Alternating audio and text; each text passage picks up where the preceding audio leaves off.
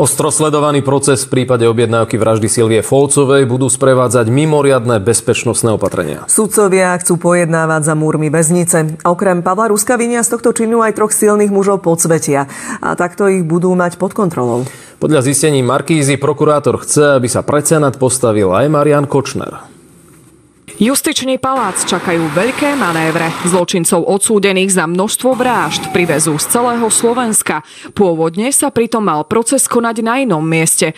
To by však podľa predsedu Senátu mohlo narušiť plynulý chod súdu. Senát okresného súdu Bratislava 2 požiadalo prepožičanie priestorov Ústavu na výkon väzby a Ústavu na výkon trestu odňatia slobody Bratislava z dôvodu zabezpečenia bezpečného priebehu hlavného pojednávania vzhľadom na osoby obžalovaných, ktorých nie len samotná eskorta, ale aj priebeh hlavného pojednávania sú zabezpečované mimoriadnymi bezpečnostnými opatreniami. Už teraz je teda jasné, že bývalí bosovia mafiánskych skupín strávia minimálne 2 dni za mrežami Bratislavského justičného paláca. Pojednávanie je totiž vytýčené na 23. a 24. mája.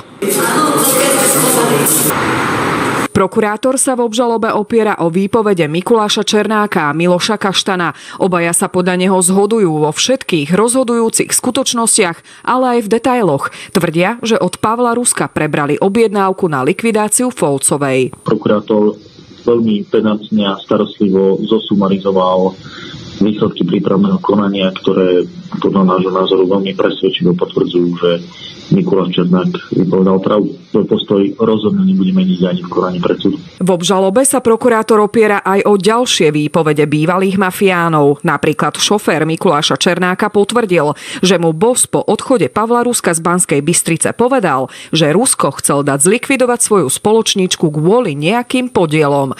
Ponúknuť mal podľa neho 30 miliónov slovenských korún. Pavol Rusko však absolútne odmieta, že by si vraždu objednal. Tvrdí, že tieto svedectvá sú vykonštruované a podal aj trestné oznámenie. Mikuláš Černák len plní to, čo od neho bolo požadované. Po 20 rokoch, keď to mohol 1000-krát povedať. V obžalobe vidí Ruskov advokát množstvo nedostatkov a rozporov. Tvrdí, že vyšetrovateľ urobil niekoľko prešľapov.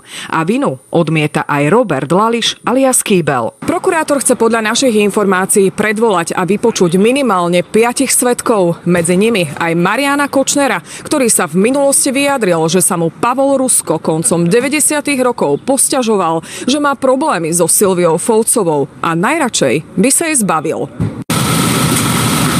Zuzana Ferenčáková.